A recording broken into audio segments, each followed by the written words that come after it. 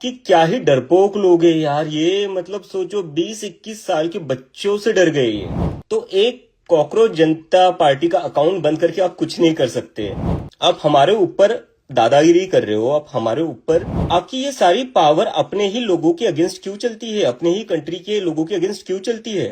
Hello guys, so as you might have seen that many attempts are being made to hack our accounts and यार ये सब देखकर ना मुझे काफी हंसी आ रही है टू बी ऑनेस्ट। कि क्या ही डरपोक लोग हैं यार ये। मतलब सोचो 20-21 साल के बच्चों से डर गए ये। मतलब कौन होता है जो खुद को इतना महामानव कहलाता है, खुद को इतना विश्व गुरु कहलाता है, लेकिन जब इन्होंने देखा कि 20-21 साल के बच्चे अब इनका मजाक उड़ा रहे तो ये अब सीधा अकाउंट हैकिंग पर आ गए। चलो ठीक है, मान लेंगे अब ये अकाउंट हैक करने में सक्सेसफुल भी हो सकते हैं, और अगर सक्सेसफुल ना हुए तो ये क्या करेंगे, ये अकाउंट रिवोक कर देंगे, ये अकाउंट डीएक्टिवेट कर देंगे या मेरे ऊपर केस कर देंगे।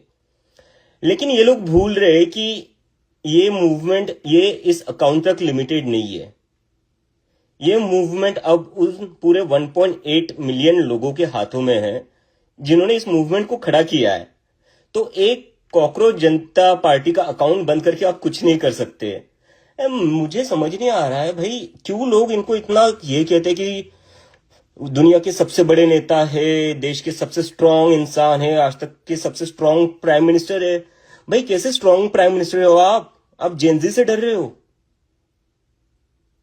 मतलब 20-21 साल के बच्चों से कौन सा दुनिया का कौन सा नेता डरता है यार? क्या चल रहा है, क्यों क्या मजाक चल रहा है? मतलब यहाँ 20-21 साल के बच्चे आपका मजाक उड़ा रहे हैं तो आप उनके अकाउंट बंद करवा दोगे, आप उनका इंस्टाग्राम का पूरा एक्सेस रिवोक वो सब कर दोगे। लेकिन वहां पर चाइना जब हमारी टेरिटरी में घुसता है इंडिया की, तब आपसे एक शब्द नहीं बोला जाता। आप हमारे ऊपर दादागिरी कर रहे हो, आप हमारे ऊपर अपना जो भी आपके पास पावर है उसका मिसयूज करके आप लोगों की आवाज सप्रेस कर रहे हो, आप यूथ की आवाज सप्रेस कर रहे हो। आपकी ये सारी पावर अपने ही लोगों के अगेंस्ट क्यों चलती है, अपने ही कंट्री के लोगों के अगेंस्ट क्यों चलती है? जब चाइना हमारी टेरिटरी में घुसता है तब आपकी पावर कहां चली जाती है? मतलब क्या ही कावड़ लोग हैं यार। और पता नहीं क्यों इन लोगों को, क्यों कुछ लोग इनको ऐसा समझते हैं कि नहीं भाई आज तक की सबसे स्ट्रांग प्राइम मिनिस्टर है, सबसे ब्रेव प्राइम मिनिस्टर है। अगर आप वाकई में ब्रेव हो ना तो डरो मत यार, कुछ नहीं करेंगे ये बच्चे आपका। ये क्या कर रहे हैं, ज्यादा से ज्यादा मजाक उड़ा रहे हो, ज्यादा से ज्यादा ये कह रहे हैं कि हमें कॉकरोच जनता पार्टी पसंद है। क्या हो जाएगा उससे? आपका क्या नुकसान हो जाएगा उससे? किस बात का इतना डर है आपको, मुझे समझ नहीं आ रहा है। Why are you so scared? And that too of kids who are just college going students. This is so ridiculous.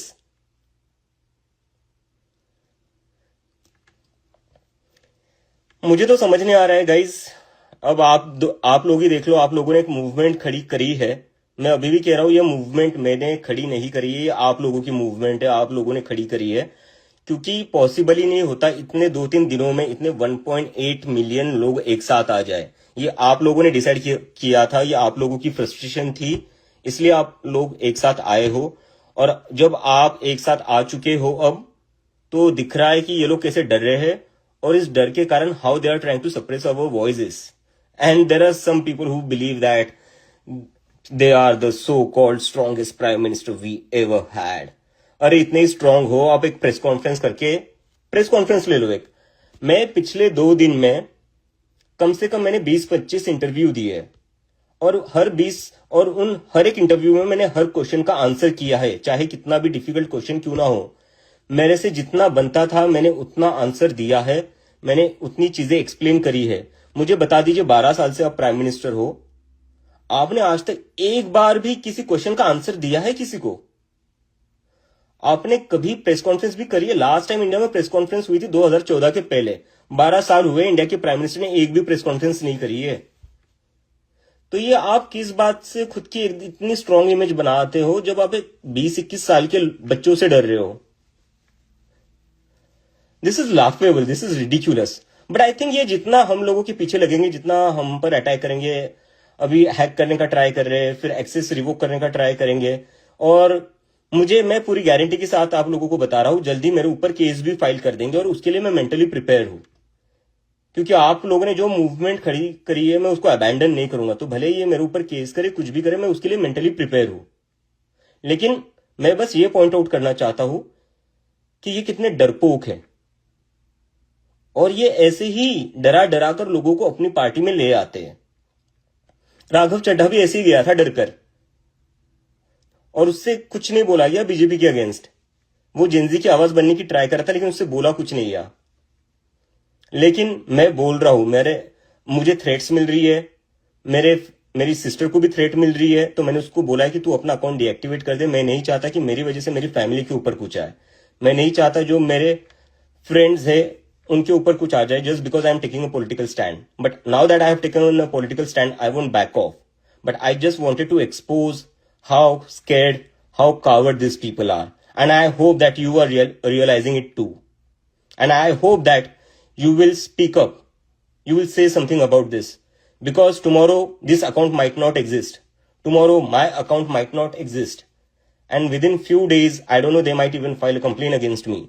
What after that? Would you let this movement die which you have created? Would you want this movement to die?